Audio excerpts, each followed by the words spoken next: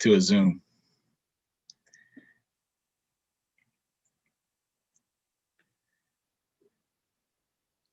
Okay. Well, welcome everybody. Thank you for joining us tonight. I know we'll probably get a few more people trickling in, but this is a very, very important conversation. I'm Councilmember Will Jawando. I have the honor of being an at-large member of the Montgomery County Council, which is a fancy way of saying I represent all 1.1 million of our residents. I'm coming to you live from my basement, AKA my Storytime Nook here as well, where I have done a lot of relevant to tonight's conversation, over 80 story times to help with the closure of our libraries, but also give caregivers, parents, aunts and uncles, grandma, grandpas, whoever, a 30-minute break during the day, especially when we were not in school.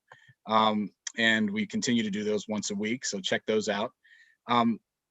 Obviously, the COVID-19 pandemic and the multiple pandemics that have come after it, because we're going through right now, not just the health crisis, but an economic crisis, a racial and social justice crisis and pandemic. They have all had extremely disproportionate effects. Everything from who has died from COVID, who has lost their jobs, which communities have been most directly impacted. And at the top of almost all of those lists are disproportionately women, and particularly women of color. And we're going to get into that. And the title of this is aptly named Squeezed, because, you know, from all sides, and you'll hear from our panelists and from our great moderator, who I'm going to pass it off to momentarily, about just what that means. To date, we've had 12.4 million cases of COVID in the United States of America. We know more than 250,000 people have died, up to 257 in the state. We're up to 184,000 cases and almost 4,500 deaths. And we've had some of the highest rates of infection over the last several weeks. And that's true here in Montgomery County as well. And so not only managing the fear of getting COVID, but the fear of what that means for your life, for your livelihood, for the economy, for your ability to provide for your family, loss of jobs, reduced income, balancing, to the extent that it's even possible, the mental and physical health issues, taking care of children or taking care of seniors if they're not in nursing homes, and others. Domestic violence is up. We're going to hear about that. Stress from every side that you can imagine. And disproportionately, as I said, falling on our women. And so we are going to hear from a very important panel. I'm going to get out of the way and listen, but I've asked all of our guests before, and I'll do it again publicly.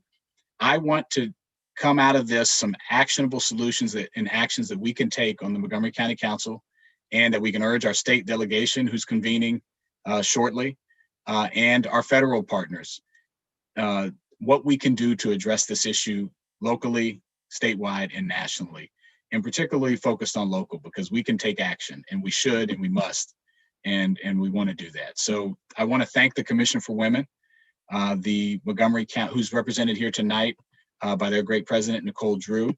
And I also want to thank the Montgomery County Alumni Chapter of Delta Sigma Theta Sorority Incorporated. Sorry, honey, you're an AKA, but I know you love your Deltas just the same. And that's why I wore red tonight for there them. you go. There you go. There you go. And speaking of that, I'm going to turn it over to, if Mona is with us, the president of the Delta chapter, to just bring some brief welcoming remarks.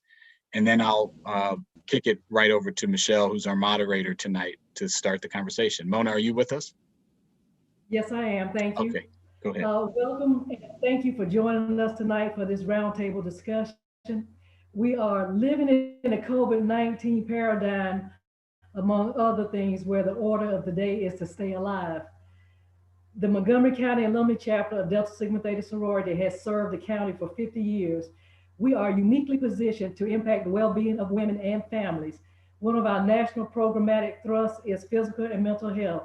Our focus is on self-care through physical wellness, emotional wellness, and awareness and advocacy. Therefore, we are honored and excited to partner with the council, with Council Member Jawando and the Montgomery County Commission for Women on such an important topic. Again, thank you for being here. And everyone, please practice the 3 W's over this holiday season. Thank you so much, President Williams, and it's great to partner with you and see you, and I hope you and your family are well.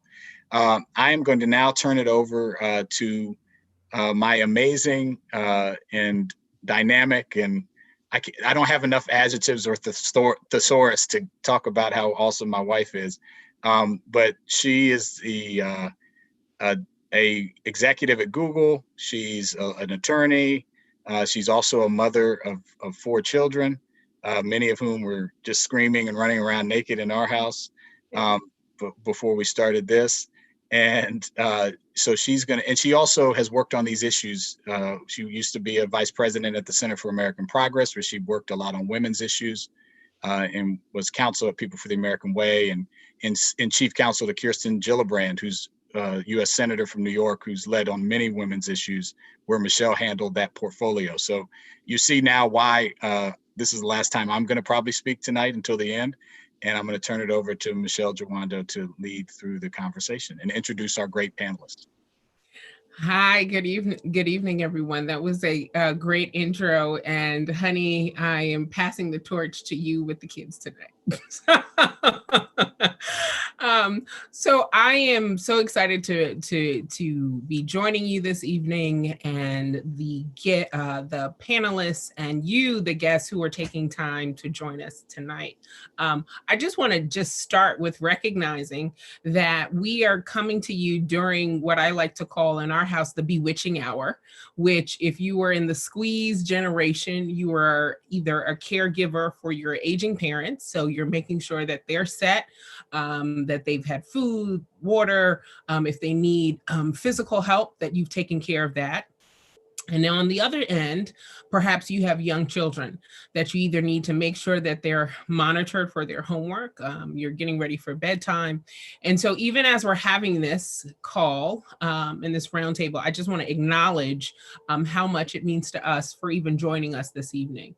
And as we continue to think about what recovery looks like, recognizing that one of the bonuses for this virtual engagement is the opportunity not to have to call in for additional childcare or caregiving, and letting us be able to kind of use multiple means to do our work, to be active in our community. So I just want to start with that and say thank you. As my husband mentioned, I've spent much of my professional career, since you may have wondered what kind of nepotism was going on with what qualified me to moderate this panel. I've spent much of my professional career since coming out of law school working on issues of income inequality, economic development, and particularly with a lens focused on gender. I have had the honor and privilege of working with a lot of leaders, including Senator Gillibrand, who led the charge in the United States Senate for the Family Act, which would, for those who aren't familiar, guarantee paid family medical leave to all persons in the United States through a similar system, similar to Social Security. We have not been successful, but what has been successful is, for the first time, you saw a party, the Democratic Party this year, include the outlines of the Family Act as a part of their platform. You saw every single person who was running for president on the Democratic side, and even a nod to Ivanka Trump and her work in the White House, talking about issues of women's economic empowerment. Maybe not as far as I actually think it needed to go, but listen, we're having a conversation. And that, without question, is something that we need to see. If you look at what's happening in states across the country, I want to give a shout out to the great work of Paid Leave for All, National Women's Law Center, New America, so many of the partners who joined the fight on this issue nationally, because there's so much work to do here. As we think about the concept of caregiving, the role of women's work in this country has shifted dramatically, and the laws have not caught up. When we think about who is a breadwinner, in over 70% of homes, that is the woman. When we think about what role our caregivers play, it's not just at work. It is, like I mentioned earlier, elder care, maybe dealing with children, and a host of other responsibilities. And yet we have not created social safety nets or systems to provide and to care. And particularly in the midst of COVID, which has sped up every system of inequality facing in our country, we're seeing it on display. And so I'm excited this evening because we have a series of experts, friends that I like to say, who have been grounded in this work and are doing great things. And so with that, I want to get started, and I want to make sure we bring you into this conversation. If you are following along on social, you can use the hashtag squeezed. You can follow along at William Jawando or any of the panelists, and I'll ask all of them to include their socials or their social tags when they introduce themselves. And additionally, you can find, and Will Jawando's is at Will Jawando. Sorry, honey. At Will Jawando, if you want to follow along the conversation online, hashtag squeezed. All right, let's get started and bring in some of my good friends who are geniuses, wonderful, and they do this work all the time, and that's why I love them. And this was the tip that my grandmother gave me, and I'm going to give to you. Always pull in smart people around you in your circle. And I'm so glad that we have some of those smart women joining us this evening. First, I want to introduce my dear friend, Bridget Schulte. Bridget is the director of the Better Life Lab, the Work Family Justice Program at New America, a nonpartisan think tank that uses narrative to move public policy, workplace practice, and culture so that people of all genders and racial and ethnic identities can thrive. She is also she's a sought after keynote speaker and has spoken at venues around the globe. She's a former Pulitzer Prize winning journalist. And I am so thankful because she has led the way talking about these issues on her Better Life Lab podcast that I hope everyone subscribes to. None other than Bridget. Bridget, welcome. Thank you so much. It's awesome to be here. Do you want me to just get started? So I'm going to do a quick intro and then I'm going to come back to you because I want you to kick us off, but I just wanted you to say hi to everybody. Okay, hi, so good to be here. All right, joining us also this evening is Ann Mazur. Ann is Every Mind's Chief Executive Officer and has been a part of Every Mind's leadership team for the past 14 years. She's dedicated her life to fulfilling the missions of nonprofit organizations. Prior to joining Every Mind, she served in leadership positions at the Chelsea School based in Silver Spring. And for those who aren't familiar with who Every Mind is an independent 501c3 nonprofit organization providing health services in Montgomery County for over 60 years. Their mission is to strengthen communities and empower individuals to reach optimal mental wellness. Ann, welcome this evening. Thank you, Michelle. Thank you for the wonderful introduction. I look forward to the conversation. Nicole Drew, another one of my girlfriends. I'm an AKA, everybody, that you will hear a lot about over the next 4 years with Kamala Harris in the White House, but we love our Delta sisters. And I can think of none who is as dedicated to the community as my dear friend, Nicole Drew. Nicole Drew is an attorney and also currently serves as the president of the Montgomery County Commission for Women. She has served as a commissioner since 2013 and previously served as a commissioner with the Maryland State Commission for Women. She's very passionate about the rights of women, children, and particularly domestic violence prevention. She has spent much of her career focusing on these issues, whether with Delta Sigma Theta sorority, our chapter of the Silver Spring, Maryland chapter, one of the hosts this evening of the links, and the J. Franklin Bourne Bar Association. Nicole, welcome this evening. Thank you, everyone, and really looking forward to hearing any other issues that come out from this town hall so that the commission can also help County Council Member Will Jawando with getting some solutions for women. All right. Jessica McFadden. Jessica is a proud mom of 3 MCPS students who works full-time in marketing for Stories Inc., a company that brings company culture to life through stories.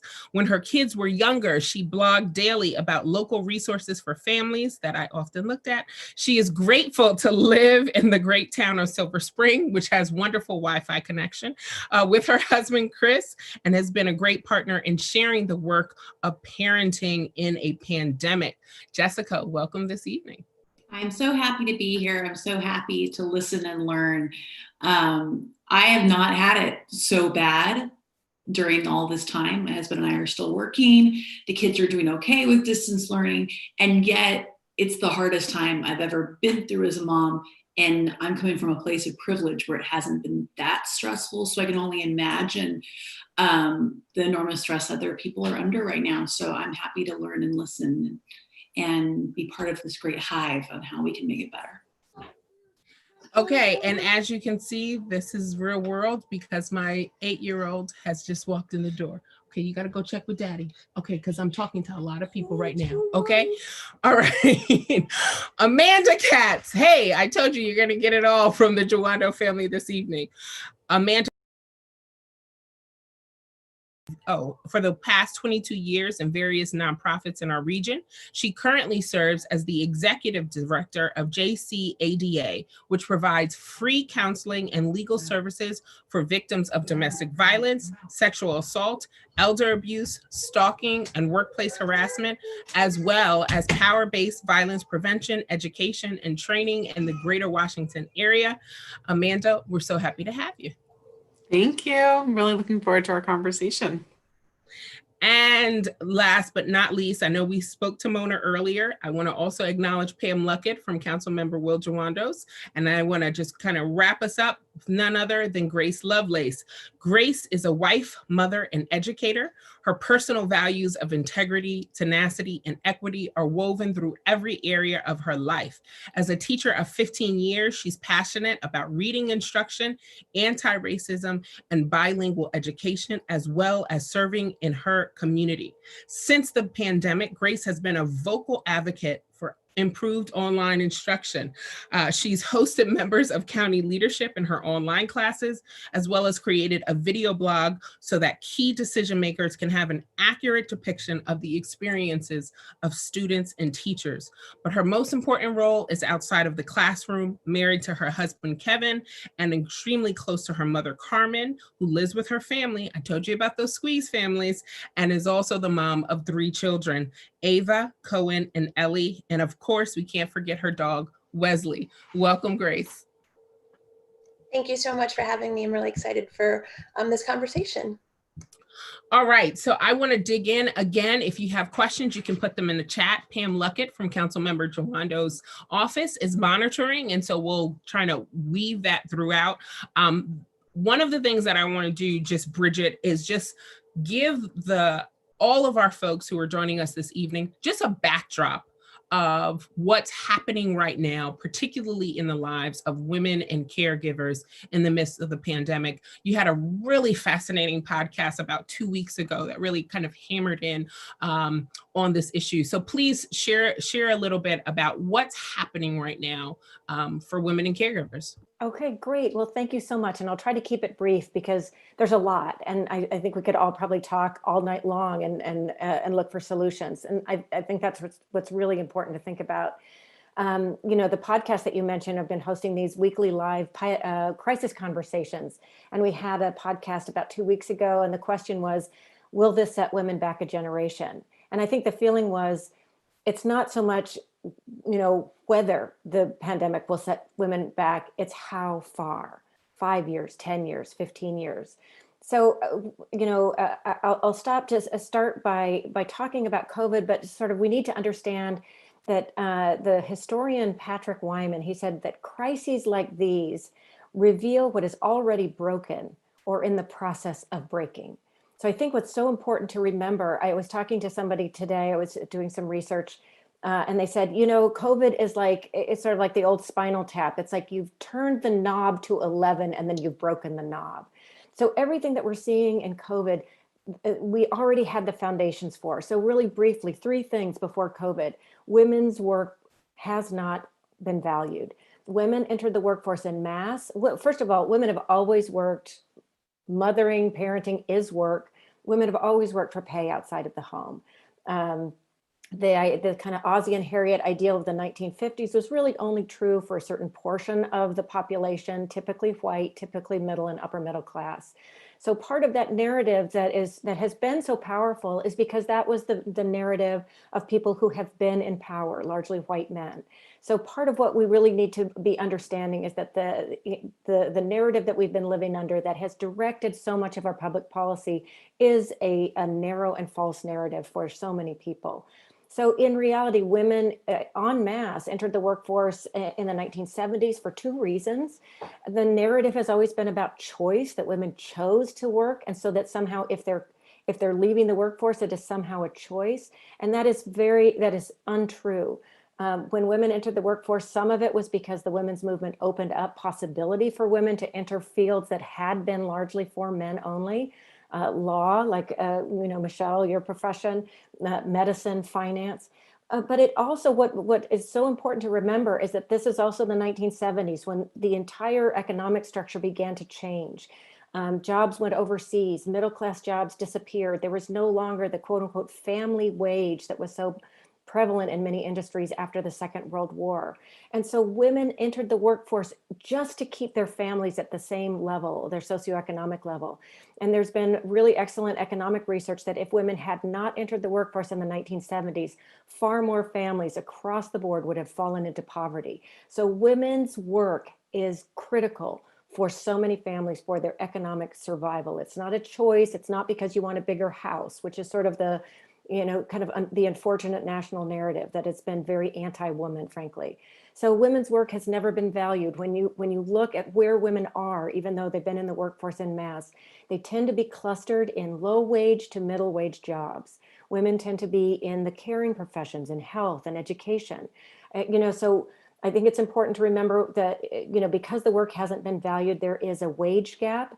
So that when women are in the same profession as men, there is typically a difference in wage that economists cannot account for, even when there's same education, same experience level. But there is also a different wage gap, and that is in the type of industry or the type of job. So you'll have men who are in far more men are in computer science or finance or what are considered high paying jobs, simply because there are more men in them and we value them more than the jobs of care and education where more women are clustered. So to begin with, women aren't paid well because we don't value that work. It's seen as women's work. Secondly, it's really important that on the flip side of it, so that's the work equation that hasn't been valued. On the flip side of it, the care work that women do at home is also not valued. Even though women have entered in, as Michelle said, so many women are now breadwinners.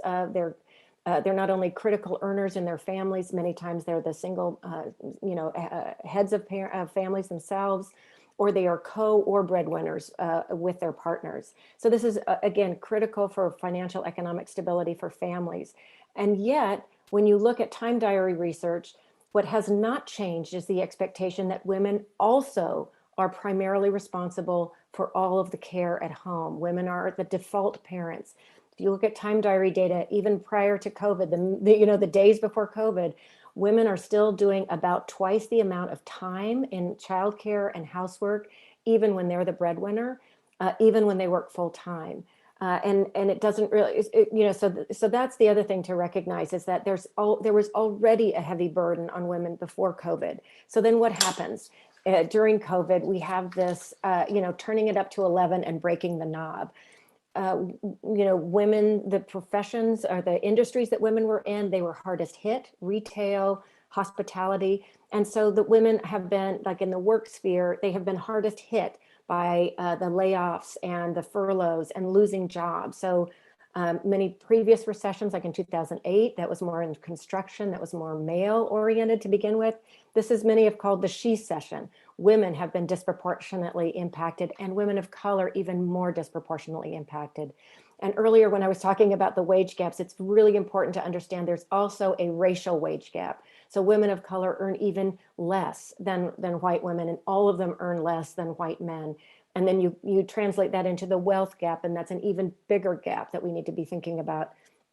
So in COVID, women also, the sort of the second shift of housework, childcare, homeschooling just ballooned. When you look at, again, who's responsible for it, a lot of the research is still outstanding. We're still trying to, find it out, figure it out as we go along. But women, by and large, have taken on the brunt of childcare. As childcare centers close down, they've taken on the brunt of homeschooling as schools have shut down. And many now are then they've reduced their work hours. They're being penalized by workplaces that are they've got compassion fatigue. It's like, hey, well, you're just not as productive anymore. That happened. This woman I was interviewing last week.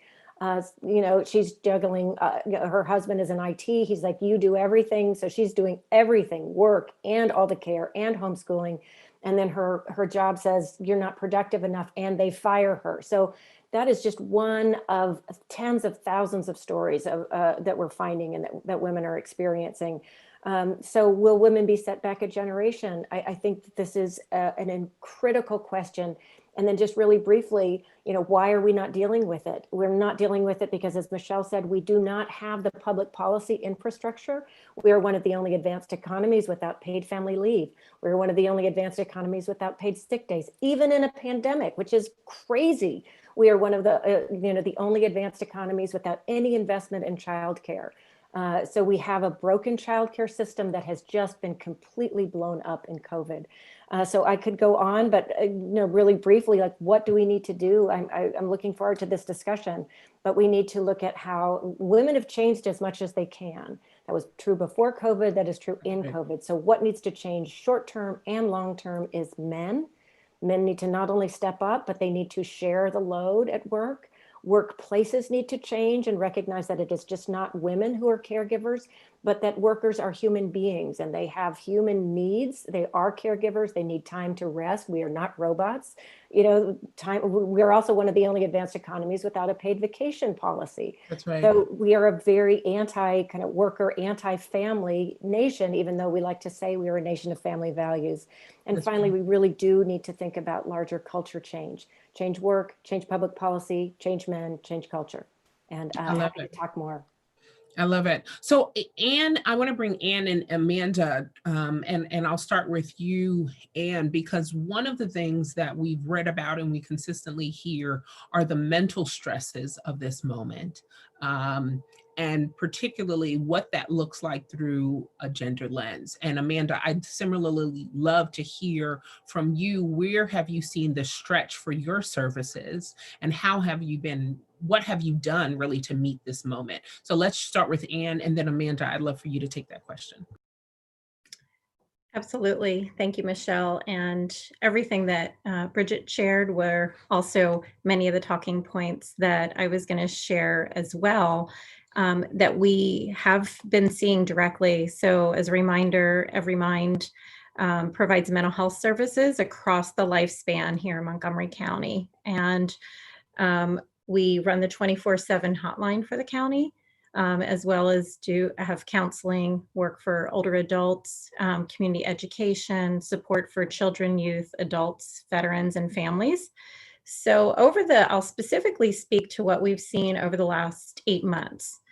And what we've seen through our day-to-day work, as well as our work on the 24/7 hotline, is an increase in anxiety, isolation, depression, an increase in demand for our services on the phone, text, and chat hotline. Concerns that people have for their own health, as well as health of a loved one.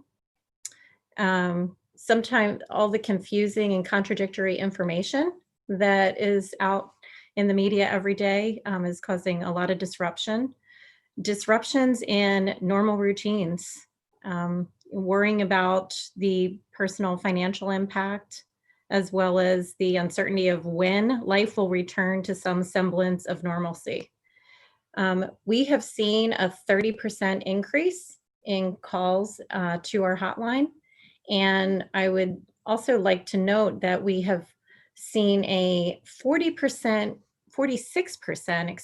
increase in women reaching out to our hotline compared to the same time frame last year. So we just looked at from July to October of 2020. And on our hotline just here in the county, we're seeing a 46% increase in women reaching out to the hotline. For all of the reasons that Bridget just shared, we're hearing that directly on the hotline. And I think one of the other things that I will note is we also are hearing a lot from individual women that are in healthcare. And as a reminder for all of us, 76% of healthcare are held by women, and more than half of households and informal caregivers are women. And I think Bridget recognized that as well. So the increase in need for services, the anxiety, the stress, women feeling overwhelmed, right? That's how we started this conversation. I'll stop there and let Amanda give a little overview. I know we'll have some more questions. Thank you, Anne. And can you please make sure you add into the chat for everyone the hotline number, and if you can. Thanks so much, Amanda. Amanda? Thanks, Anne. Thank you. So I'm a single mom. I have 2 kids at home with me, and I'm the executive director of Jacada. And my favorite quote is, "Lord, grant me the confidence of a mediocre white man." And that was said by a woman named Sarah Haji. She should have credit, because that's how we get through the day. So Jacada serves anyone in the greater Washington community who's a victim of power-based violence. Majority of our clients are direct or secondary victims of domestic violence, dating violence, and elder abuse. We're seeing a lot more elder abuse because people brought their family members into their homes to avoid having them in facilities during COVID, and they were not prepared. We also see victims of sexual assault, stalking, and workplace harassment. Surprisingly, workplace harassment has gone up. I think people feel empowered because they're working through a computer or a phone and aren't in face-to-face situations. So our client population ranges from 14 to 87 years old, all races, religions, and colors and backgrounds. 92% of our clients have self-identified as women. And this COVID crisis has significantly impacted them. So people are quarantining with their abusers, and our direct services are all now remote. We have clinical, legal, and advocacy services. So while my staff are literally carrying the load and bringing their work home into their home with them, our clients don't always have access to safe private technology or a safe space in order to have their time with their counselor or advocate or attorney. So we have a helpline. I put it in the chat. Those calls are taking longer and longer as our clients' needs are becoming more complex and more dangerous. And then once someone calls, they can have crisis sessions with our counselors, but then they go on a wait list. We have 124 people on a wait list right now for our trauma counseling. So we also, like Anne, compared the numbers from last year. So from March, November last year, we had 232 helpline calls. This year from March, November, we had 421. So we had an 81% increase. We're hearing a lot about economic insecurity. We also try to help people find shelter, clothing, food, transportation, and all of our financial assistance has been dwindling due to COVID. And that economic insecurity increases the lethality of our client situations. The courts have been closed, only open for protective orders. So we have so many abusers who've taken children from another parent, trying to co-parent with an abusive partner. And when they won't return the child, we have no recourse. And now that child is trapped in a home with an abusive parent. All of our after-school programs, our in-school prevention programs were all canceled. While we're working with as many organizations as we can, we're really missing like thousands of teens and young adults that we're used to seeing in after-school programs and our schools and camps. And so they're missing out on the opportunity to learn about how to access support. And we're missing out on those eyes-on opportunities, just like teachers and clergy. And we're not seeing all the the times that we really reach out to these kids and talk about if we're seeing some sort of abuse. So we don't work in a vacuum. We're on partners with DC Safe, the Montgomery County Family Justice Center, the Fairfax County Domestic Violence Action Center, and we provide clinical representation on the Montgomery County Domestic Violence Fatality Review Team. We have about 80 agencies across the DMV that refer clients to us, and we can refer clients back to them. And they are sending upwards of 400% more clients our way. We know that those numbers are going to stay at the rate they're at right now. And then every time there's a shutdown, the numbers will go down. And then when society opens up again, it's just going to balloon back up. So we are like strapped as people, as, providers. Ann and I were chatting before the panel started about how we can support our staff who are like 90% women. I do have 2 men who work with us, and they're phenomenal. And they also have health issues and children and parents and spouses and all the same things. So that's where we are. Yeah. Well, Ann and Amanda, on behalf of everyone on this call, we thank you for being on the front lines for us every single day. And I'm going to come to Nicole and Mona in a moment to talk about community, the role of community and how we make it through this moment. But I want to go to Grace, Jessica, and not Councilmember Jawando, but Will Jawando, as parents experiencing this moment. Grace as both a parent as well as an educator, and really how you've been experiencing, first off, your advocacy on distance learning and helping us through this moment, share it a little bit with the team. But also, Jessica, if you could talk a little bit about where you've seen kind of opportunities, like what has this moment taught you that maybe in your earlier blogging you didn't necessarily think would happen. Help us to see some of the silver lining in this moment. And then Will, how have you been experiencing this moment as a father and doing a lot more caregiving and sharing a little bit about some of the early conversations we had when we recognized we were going to have to make this work for a long time, and just give a little bit of that dialogue. So Grace, we're going to start with you, Jessica, and then I'll go to Will, and then I'm going to bring in Nicole and Mona, and questions are starting to come in, keep them coming, folks. Thanks so much. We're going to get to those shortly. All right, Grace, you're up. All right, so thank you so much. I'm really excited for this opportunity. As a member of a field that is predominantly female, I feel that we educators are really feeling the squeeze in ways that we haven't before. And what I mean is it's really a blurred line. When we're doing distance learning now, we used to leave our homes and go into the building and do our job and educate our students. And then even though we brought our kids and their worries home with us, our day ended at a certain time. Maybe I was still getting home late, but I was there for my children in a way that I think I am no longer there. And so a perfect example of that, another one, is that my husband's also home. He's been home with me since March, and my children will walk by him to say, hey, Mom, I need this, while I'm talking to a parent, while I'm meeting with a student, while I'm teaching. My husband's like, hey, I'm right here. Your moms, can you please come to me? Because his job allows him to be more available, but the kids just naturally tend to go to him. In addition, I feel that many of us in the education field don't feel as supported in the public as we used to.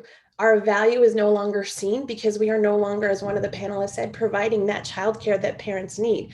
And people forget that we're human. We also have children at home with us that we're trying to parent while we're working our jobs. I am in a unique situation that isn't really that unique. My mom lives with me. She moved in with me. My daughter was diagnosed with leukemia in 2019. So I have a child who has been very ill. She is doing very, very well. But I have an older parent home with me. I have my 3 kids home with me and my husband. And so I am in a situation that you would think, oh, childhood cancer is rare. But as I'm hearing from the members of MCEA, I am not that rare. They are all, many of them, caretakers, like you said, they're sandwich generation, because we are predominantly female. And I think that many of the members of the public have forgotten that we have kids at home as well, that we have parents we're caring for as well. And we're doing the best that we can to provide that stable education for our children in our classrooms, but also be there for our children at home. So one of the areas that I've really been advocating for is the improvement of distance learning, because while it seems like there's less time with the children, the expectations have not changed. The expectations and the benchmarks and the guidelines and the where we need to end at the end of the school year has not changed. What has happened is we've had less time to teach because of the need to feed our children. And we are, as a county, saying we want to make their mental health such a large priority, but we haven't taken any of the pressure off them of the learning they need to do in a school year, nor have we taken it off our teachers in, we're still looking at that map data. Everybody's still worried about, oh, we need to prove this doesn't work. We need to prove, we need to go back in the building. Here's your proof. So as an employer, our parents, because you know what I mean, like many of them see themselves as our employer, we're public schools, none of that pressure has changed. None of that expectation has changed, but we have far less time to accommodate it. And so we are constantly teaching. We are constantly preparing for that instruction. We are constantly trying to improve it because we're seeing these little bodies, whether they be 7, 8-year-olds like I work with, or 17 and 18-year-olds who are now much of the children, students, employees who are in those grocery stores. They're the ones that are getting those shifts now because they are the ones that can withstand the virus. So now they've become caretakers for their families. So we as teachers are like trying to understand, you know what, so-and-so is working this shift. So that's where we're struggling. We're trying to keep all the balls in the air, as everyone said. And it's just so complex and it's so difficult. And sometimes it really feels like the public just isn't seeing that we are in those same positions they are. I have 3 kids at home who really are on their own for the majority of the day. Grace, well, we see you and we thank you and we honor you and we honor your sacrifice. So let me say that. Jessica, come on into this conversation. What do we need to be learning from this moment? Well, thank you so much, Grace, first off, because I have 3 children who are in Montgomery County Public Schools, and I know that all of their teachers, and they have, I think, because I have 2 in high school, so that's 14, and then Alice has a few. So I think I have like 25 individuals who I am indebted to you as all of you. So thank you so much. My kids are doing well. My kids are doing so well because so many people are focused on their education. Something that's changed for my family in the pandemic is that my husband has really been doing a lot to help. We're both working from home. We're online. And so I guess I could, get out the violin and talk about how hard it is that we're all home together. But I know that we are so darn lucky because we can do our jobs from the house. Our children are able to learn from the home. And my husband, because he's no longer commuting and no longer in the physical office space, is naturally just picking up a lot more. And so we really are very much, I'm such like a Bridget Schulte super fan. And I feel like it's almost like I have a wife and it's so wonderful. How lucky am I, right? Well, who I'm really worried about are the single mothers and the single mothers who are not economically stable. And that is where so much of my concern for my community is right now. I've already been involved with, the DC Diaper Bank that helps get diapers to the social workers who can bring that to the parents and the families that need that because you can't use public assistance to buy diapers in the same way.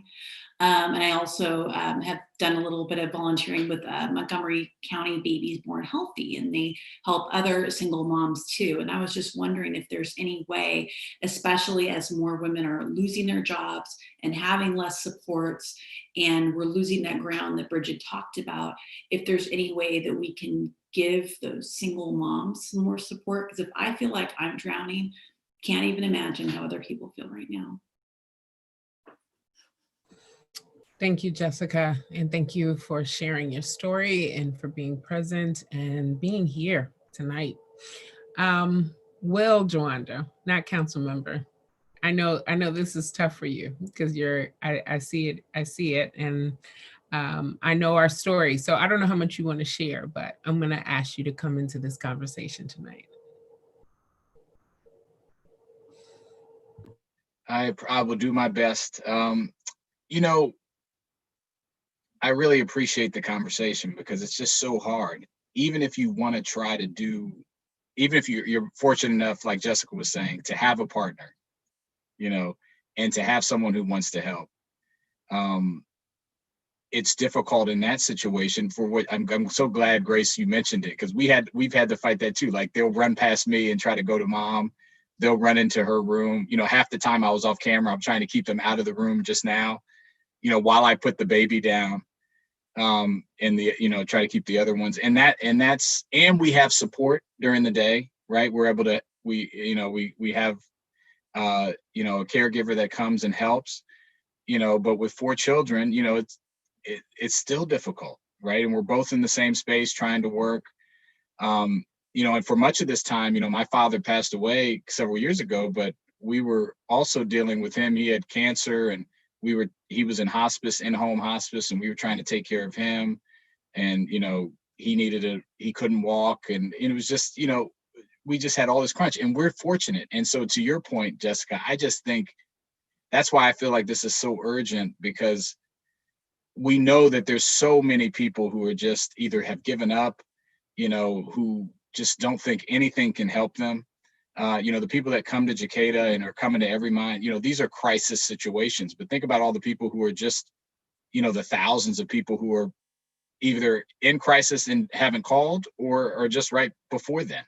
And, we're just scraping the surface. And so I just feel a real urgency, on so many fronts. I mean, my mother was a single mother for a good portion of my life. And I know how hard she worked to grow up here. And this was, 30 years ago, when it wasn't as expensive as it is now.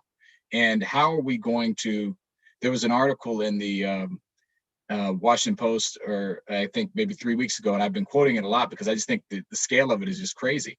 In the month of September, the people who stopped looking for work, there were about 1.1 million of them in the month that stopped looking, not that were unemployed, but just stopped looking and moved to unemployed. 80% were women, 80%. And you just think about what that's going to do to families, and to individuals, to people, to the society as a whole. And we have just totally not addressed it. And so I just want to, and I also think about pressures just in normal times. If you try to do something and help as a partner, particularly as a male partner or spouse, you have the challenges of the kids not like getting used to it. But okay, say they get used to it, then you still have we still operate in a system where it's glorified if you do one thing as a male spouse, and the system isn't really set up to expect you to do a daily thing. It's like it's an exception thing, and so I'm not complaining because I'm in a position, but I just think that hurts the overall effort too, and we need to change those expectations, as Bridget and others have said. So I'm, trying to be a model, and I think we've tried as a county to change some of our systems but we're not there. I mean, obviously, the system of patriarchy and lack of safety net. It's like you got 5 things going on at once. You got patriarchy, and you've got a lack of a safety net's been eroded over decades, and we've never stepped up. And if anything, we have to step up now. So I just will. I'll stop there, but as you know, we have an autistic daughter, right? Trying to deal with who came in on you tonight. How do we, and again, we have support. There's so many kids, families, that don't. And so I really am convicted that, if we have to raise revenue, if we have to, at every level, and change the way we do things to pay for more services, to support teachers like Grace. I mean, if we don't support Grace, who's supporting our kids? If we don't pay her enough and make sure her mental health is right, that has downstream effects on all of us. And so we've got to do much more. for my part, I'm convicted and hope that you all will help. We'll work together to do that and be an example here in the county for others. Amanda, you wanted to jump in on that? I just thank you so much, Will. And we've been talking a lot at work about the intersectionality between power-based violence and racial justice. And we've been talking about this for years, but of course it was really heightened in these last few months. And we have an event coming up to explore this intersectionality. And really, the people who've been owned in this country are women and people of color. And none of that has gone away. In Maryland, which feels like a progressive state in a lot of ways, it is still legal to rape a woman if you are married to her. That is like legislation I cannot believe we spent years and years and years advocating to get rid of.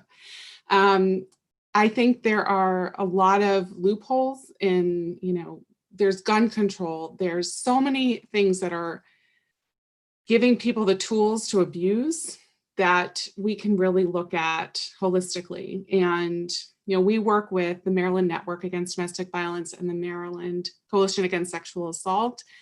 And it's like, in one day, I'm thinking about, where are we positioned in the country? And thank goodness the man who championed VAWA is going into the White House, and we'll have an office for violence against women again. And, we're going to move into the light. But, in one day, thinking about these legislative fixes. And at the same time, there's a client who's coming to us with such the 300% more strangulation in Montgomery County. I mean, the violence is just escalating. Right. And when we shut down, this country decided to keep liquor stores and gun shops open and close the schools. And I think our values are just, right? Yeah. Let me, on that note, and that was just powerful, and just thinking about the juxtaposition there, it says so much about what we value. Nicole, your work on the commission, you and Mona, I want to kind of bring you in with this, the role of the community and how we lift up women and caregivers. And you've been doing so much of that work on the commission. And Mona, Delta Sigma Theta is known throughout the world for service. And so how have you seen kind of the role of your organization really stepping up? So Nicole, let me just start with you and some of the work that you've been doing on the commission in this moment. And then Mona, if you can come in on some of the work that you've been doing with DST. Nicole. Yeah, and very much a proud member of Delta Sigma Theta, and Mona is my president of the chapter that I belong to. But I first want to just say thank you to all of you, everyone on the front lines, the men who support, the people who are not on this panel, who do the day-to-day things. And coming from, I am a product of 2 educators. So I've always been an advocate for educators being paid more. I think now, being in this pandemic, people have realized exactly what you do and what you deal with. And then probably even more so because I have a daughter who who went to MCPS school, but our children are probably different when they go to school because their parents are not around. So you're probably dealing with so much more. But I just really want to say thank you. With the domestic violence, that's a passion of mine as well. And certainly, we just went through some of our legislative priorities on the commission. We do a lot of advocacy, testifying, supporting bills, supporting the work of organizations like Jacada.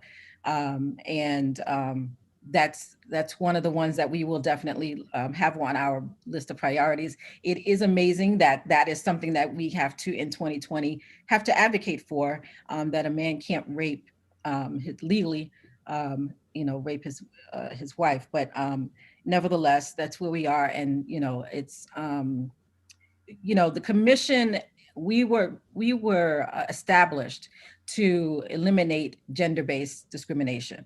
And we work towards improving the lives of women in Montgomery County. The great thing is that, you know, we have really great council members, really great county executive.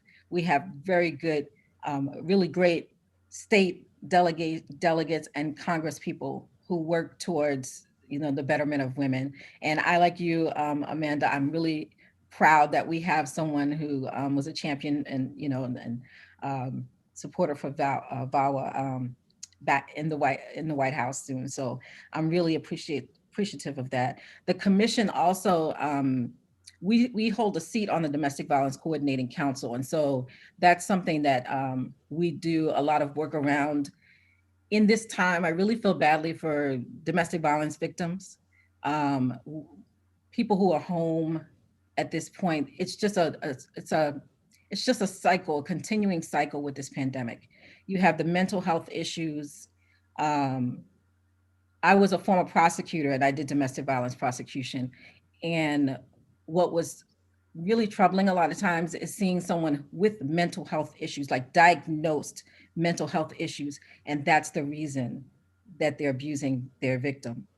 And then the victim, you know, understanding that they have this mental health issue and not wanting them to go to jail or anything. And so they're subjecting themselves continuously to this abuse. Now you have them in the house. Perhaps maybe that abuser doesn't have a job anymore. So now they're even more agitated. Money is tight. So now they're even more agitated. You know, perhaps there's an issue where they might get evicted from their home. And now that abuser is even more agitated. The mental health aspect of just being inside. I will just say, you know, my daughter just turned 21. She just graduated from college. She hasn't had a real college graduation. Well, actually, not even a real, she hasn't had any college graduation except the, you know, little Zoom party we gave her with the family. We were expecting to celebrate her 21st birthday. She wasn't able to do that, you know, and I don't have to deal with the, you know, being home, having to have her in Zoom, but she is squeezed as well in terms of just that mental health aspect and just trying to earn money and get on with her life. And, you know, it's a lot and just even I'm in the middle where I have parents. My dad is incapacitated. My mom, you know, now can't have her caregivers or assistants come into the home. I don't know what to do because she's like, no, you're not coming here. So, you know, and I'm just trying to give her some relief, you know, because I can tell she's exhausted. That's right. And you have a lot of women like that. I just moved. And so I just met a new neighbor who talked about, you know, she has to be outside of the home. Now, you know, she has 4 children. 2 of them are doing fine. One's out of school and the other is just not doing well. So now he's feeling even worse because he's gained 15 pounds. So now he's dealing with weight issues because of the stress of not doing well when he used to be a really good student. So, you know, it's all around. And then the mental health of our, you know, our educators. Yep. I mean, it's a continuing cycle for women. And unfortunately, women are disproportionately impacted in this way because they're the ones who are bearing the brunt. That's right. So the commission is here to and I don't want to take up all the time, but we advise the county executive and the county council members. We do some programming. We bring awareness to things. There's a lot of rental relief assistance that has not been taken advantage of, provided by the county and things of that nature. Whatever it is, we're trying to make sure that the women of this county are heard. And Nicole, if you can just add the link for people to be able to contact the commission, that would be appreciated. Mona, just tell us a little bit, and I know I'm running late, but Mona, just tell us a little bit of the way that you're engaging, and then we're going to try to do a speed round through some of the great questions that are coming in. I see you, everybody. I appreciate you sending that in. Mona. Okay, I will keep it brief. We are a chapter of about 345 members strong. Since leadership has its privileges, our focus is on children because that's where my heart is. And we have programs for Delta Academy, Delta Gyms, and Embody that reach out to middle school and high school age kids. But we also try to do a holistic approach by expanding economic development and physical and mental health to the parents and caregivers of those children. So we are pivoting now, but we are also prepared to move forward because we believe that it takes a village, and whatever the needs are of the county, we stand firm to support it. Thank you, Mona, and appreciate your leadership, Madam Thank you. President. So I want to get to a great question, and we're going to do a pop round. And when I mean by pop round, what I mean is I'm going to give each panelist 15 seconds to answer one of these two questions. Okay, so one of the questions that came in from Chad, who I appreciate Chad identifying himself as one of the few people watching who's a white man who has no kids, but wants to do more. So Chad wants to know, how can we put him into action? And so I appreciate you, Chad. And then Deidre Starnes, who is one of our church members at Kingdom Fellowship AME, says, even though she's feeling full, like she's done everything she possibly can, she knows, listening and hearing the stories, that she wants to do more and that there's more that needs to be done. So I'm going to do a pop round. I'm going to start with Jessica. Jessica, you can take either Chad's question or Deidre's question. So how do we bring in white male allies? How do we bring in our male brothers into this fight? Or Deidre's question, hey, my plate is full, but I still want to do more. Jessica, go. Can I defer my time to Anne? And I bet she has some better resources than I do, and I'd love to listen. Is that allowed? That is allowed on the pop round. Now, everybody's going to get a chance, but so if you want to, as I've had enough. I'm here to learn. Okay. So we're going to kick it over to Anne. Anne. Okay, wonderful. Then I get 30 seconds. So volunteering, Every Mind has volunteer opportunities across the board, from helping distributing meals to answering calls, texts, and chats on the hotline, to visiting older isolated homebound adults. Both of those questions, both of those individuals, I think an opportunity to volunteer at our organization, or there's so many nonprofit organizations across the county that need help and support from volunteers. Awesome. Amanda. So get educated on what power-based violence is in general, and to both the questionnaires, and pay attention to what is happening in the Maryland legislature when that starts coming up, and look at resources like jacada.org, where we'll put our advocacy work, legislative advocacy work up online, and where we have events where we work to educate the community. We work with organizations like Men Can Stop Rape, which is in DC, and UGMA, and Safe Sisters Circle, and other organizations that are in our continuum of care that are looking at these pictures, the picture holistically with us.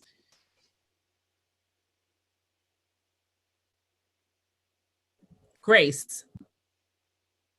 So I was trying to pick one.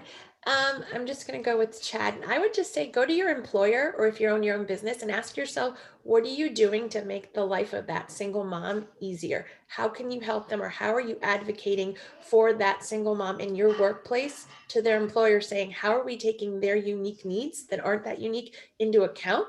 Because then we're caring for others, and that will have like a domino effect. So let's plan for those who need most, so it impacts all of us. Bridget. Yeah, very much to Grace's point. We had a podcast episode over the summer that said why we need to focus the next bailout on women of color. They are the most impacted during COVID. They certainly were before COVID, bearing the brunt of structural racism, patriarchy, sexism.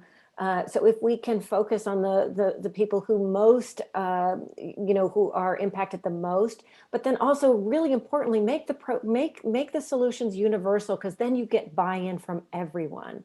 The difficulty with targeted programs is that, then they're seen as sort of an accommodation or a one-off, and then they're easy to take away. But think about like Social Security. It's universal, everybody gets it, and yet it really impacts and helps the people who need it the most. So that is what, my biggest thing is, Chad and others, if you want to get involved, add to your voice about how we need positive change in this country. We need human-centered capitalism. We need to rethink not just public policy, but the way that we do business as well. We kind of this notion that free markets know best and know everything. Look at where it's gotten us. This notion that government shouldn't have any involvement in family, or that don't have children unless you can afford them. Well, what is that doing to us? We're a nation supposedly of family values that makes it very difficult for families to begin. If you look at young people and they talk about not even feeling like they can have families, and we make it very difficult for families of every stripe, to survive and thrive. And I guess that would be the last thing, is recognize that it isn't the 1950s anymore, and we have families of love, blood, and choice, and we need to support all of them. Powerful. I'm going to go to the next set of questions and make sure. Oh, Nicole and Mona. Sorry, pop round. Well, Mona, did you want to go? Okay, so I will try to respond to Chad. I would suggest that you find an organization that mentors young males, because they need to know how to treat women, and early intervention is key. Most of those organizations teach them life skills, teach them trades, introduce them to different professions, so that they grow up to be viable citizens that will reach back and give back as well. It doesn't sound like much, but those programs are looking for men to mentor boys. Nicole. Sorry. And I was trying to look at his specific, okay.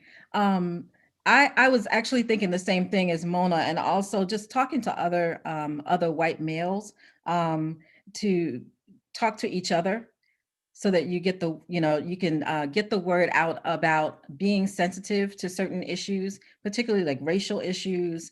I know that when we all watched, or most of us watched, the George Floyd video, that thing, I think it was impactful to not just Black people, but other people. And I've said before in other circles, sometimes I think this pandemic has caused us to take a moment and stop and look at certain things that we probably wouldn't have taken a look at before. And the other thing is for the other person, I would say the Montgomery County Volunteer Center has other ways for you to volunteer. And I guess this would be for Chad as well. And then, and if you can't, the diaper service, there's a ton of food insecurity right now. And I think, I believe it was Jacada, but other organizations like that who give out financial assistance to victims or just other people in the community who need it. There's donations have been lacking lately. So, find out where you can donate as well if you don't have any other time. That's great. All right, so we're going to do one more round of questions for pop questions, like I said. And then what I'm going to ask each of my panelists are just to think about, if you had a tweet, even though I work at Google, I believe in the dynamic power of social platforms to do good in the world. I believe it. It doesn't always happen, but I believe in it. So I want everyone to be thinking about, what would their 250 words or less moment of inspiration be for everyone joining us. So everybody think about that. And then we're going to do this last quick pop round. There are some questions that we're not going to be able to get to. If we haven't responded to your question, one of the things that Councilmember Jawando and his dynamic staff, including Ms. Pamela Luckett, are doing, they've taken all of the questions that you've raised, and will have details or follow-up links on his Facebook page. So I'm going to ask you to go and follow Councilmember Councilmember Will Jawando, and who's going to include many of the links that our panelists include today. Okay, so the last question that I want to just do one quick pop round is we have a lot in the Q&A around child care.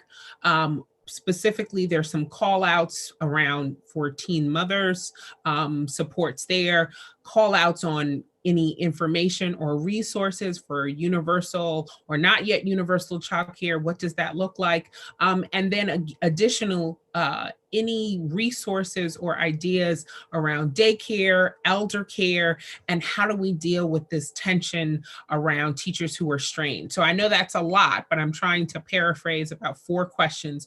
So we'll do a quick pop round with that, and then we're going to close up for the evening. Okay, so I'm going to start with you, Grace, our resident expert. If you can just kind of package, you can either take the childcare component, the elder care component, or some of the things that you would recommend to help to deal with this, with the online learning strain that I think so many of us working parents are dealing with now. Okay, so I'm gonna try to do this as quick as I can. I think we can all acknowledge that the squeaky wheel is the one that gets the oil. And there's many, many loud voices who are expressing their opinions, which they're totally within their right to have, that keep saying, we need more, we need more, we need more instruction, we need school 6 days a week. And I'm referring them to the George B. Thomas Saturday School and things like that. But I think that we also need to advocate for our communities who are truly scared of returning to schools because of their ethnicity and because of the fears, the legitimate fears that they have. But I also think that we need to start thinking about our children's mental health in a way that we haven't been.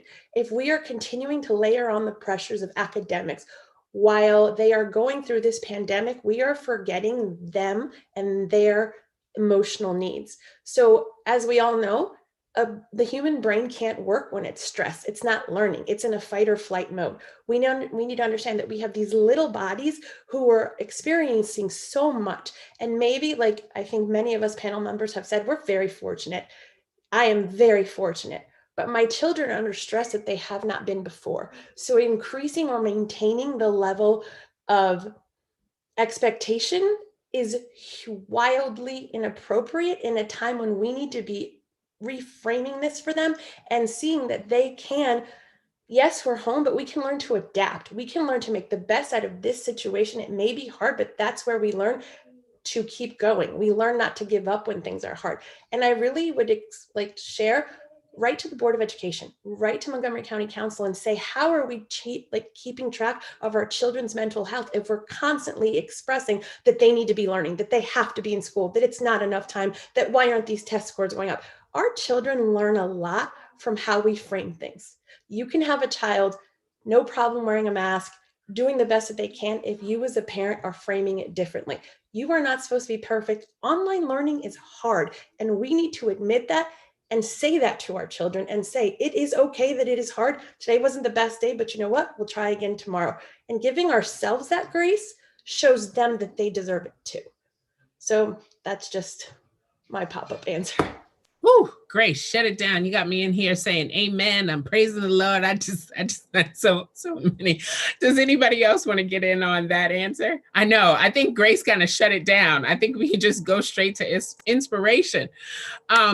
So I again well, you know what? Let me just say this. I am so full and excited, and I am so grateful for the resources, the names, the organizations that everyone has given today. So I'm going to save my little word of inspiration, but I just wanted to say that. So what I'm going to ask each of the panelists is just to leave us with a drop of goodness. I think that this is a challenging period, but one of the things that I've heard recently is that we've each made it through 100% of our worst days, and we are still here. And that is something that deserves to be celebrated. And so with that as kind of a frame, I'm going to ask Mona for you to kick it off. What is a word of inspiration that you leave everyone who's joining us today with? And go ahead. Okay, I would say don't waver. Use this time to reinvent yourselves. being a game changer is not a one event project. It's a lifetime experience. So once you get involved, stay involved for years to come. Anne. Show compassion for yourself first and also for others. Physically distancing doesn't mean socially isolating. So if you're struggling, reach out for support, or if someone you love is struggling, reach out on their behalf. Jessica. Experience radical empathy, because all of us are going through hard things right now. And let's all try our best to think outside of the box to help with new solutions, especially for those who are struggling even more. Nicole. I was thinking about a Bible verse that that says, "Weeping may endure for a night, but joy comes in the morning." I think we're in the middle of just a season, but I think there is light at the end of the tunnel, and sometimes it's hard to see it, see the forest for the trees, but I think it's coming. Grace. Just get comfortable with asking for help. Really, it's okay. And that's part of, that's part of humanity. We need to be here to help each other and be comfortable asking for help, and also not judging how other people's help comes. Things that we may not need help with doesn't mean that it's not needed by another person. So just that uncomfort of asking for help, I think that's important. Amanda. I'd say in the holiday season, sit with your family, your kids, and pick an organization and do some research and give. It's time to give. And those people who did okay economically before, who are still doing okay, this is the rainy day. So please, that's what we need from the community. Pamela Luckett. Wow. I think it's a kind of to summarize what everybody has said. This is a time for us to look inward, but to also look outward. We have to, as women, practice self-care. We are the worst at doing that. And it's like the airplane. You have to put your mask on first if you're going to help somebody else. So we have to practice self-care all around and try to limit toxic situations and relationships, but look outward to help one another and just try to be a resource wherever we can. Bridget, bring us home. I'll keep it really short because I think I kind of went on. I get really passionate about this, but I think I would leave people with believe in the power of transformation. We've been through difficult things before. This is a once in a century kind of event. And it is in these darkest times that you can make the most change. So believe in that, be open to it, be aware, as everything else that everyone has said is just so brilliant. And I've been busy taking notes and I'm taking it all to heart. But I think that's the most important thing, is that we've had a failure of imagination in this country for what it could look like to be truly equitable, to have true opportunity for all people, to really support our families and children. This is an opportunity to really begin that journey for real transformation. Thank you, thank you, thank you. This is just a powerful meeting and space of such dynamic women leaders. I see you, I recognize you, I honor you, I thank you for your work. I thank you for Councilmember Will Juwando for using your platform. And I saw you in the chat, Fran. How do we get more feminists, womenists, pro-women, pro-family, but really what that means, supporting social safety nets for us. And I thank you for creating space and using your platform to do that. And it helps that you have this amazing wife to encourage you to do that. But not everyone uses their platform for good. And so we thank you for that. To all of our participants tonight, thank you. Thank you for taking the time and space. You were so generous. Such dynamic questions. I know, again, there were a few things that we didn't get into. We are doing research even now so that we can develop resources specifically for the teen moms questions, because we want to make sure that we get as many resources. And we're going to use all of the links and information for all of the resources that were listed tonight will be on Councilmember Will Jawando's page. And with that, I'm going to turn it over to you, Councilman. Well, thank you, honey, if I may be so bold to say that. And you're on time, like, you know, like if y'all saw the run of show, she runs this ship and you don't even know that it's being run, and then you come home and you're on time. So and this is a conversation we could have all night, but we wanted to end after an hour and a half, just because, to be respectful of, again, the squeeze that we know is happening for everybody, and give people time to decompress. As Michelle said, we are taking all the Q&A. This will be put up on YouTube and on my Facebook pages, and we'll send the links around. And then for any questions that weren't answered or resources, we will make sure to post those as well. And then we will email. I'm telling my staff, if we weren't going to do this, we will email everybody who registered the information in the resource packet as well. And this is going to be a continuing conversation, but I've heard at least 3 or 4 things that I know we can move forward and try to, push on. I think, the fact that, Bridget and Amanda, I think something that everyone said great things, but this point in particular about lack of imagination and not missing this moment to have transformational change. That is my biggest fear. I literally lose sleep about us not taking advantage of this moment.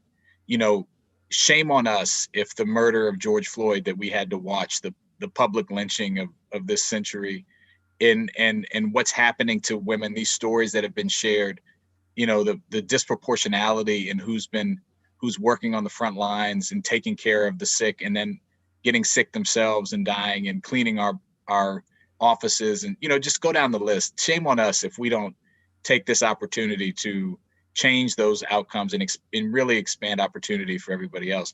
And the silver lining is, when we do it, it helps us all, right? If you're pro-growth, that's a pro-growth strategy, and so we have to do that. And I'm convicted. I'm in it for the long haul, as is everyone on this call.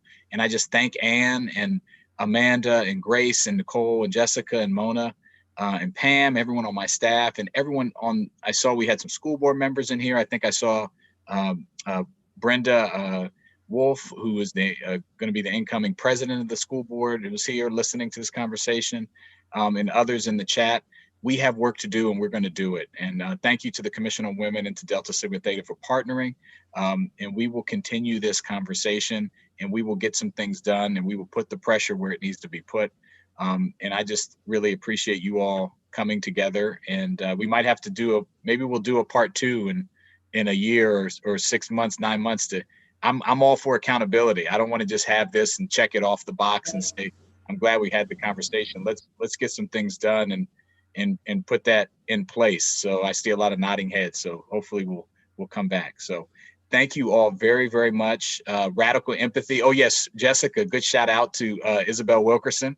I'm not the only person to use that, but I just read Cast. We just read Cast, and Radical Empathy is something that if you haven't read that book, another really, really good book that she talks about. That's what we need right now. We need to care for one another. We need to understand that this is an emergency. So we're gonna get to work. So thank you. And with that, good night.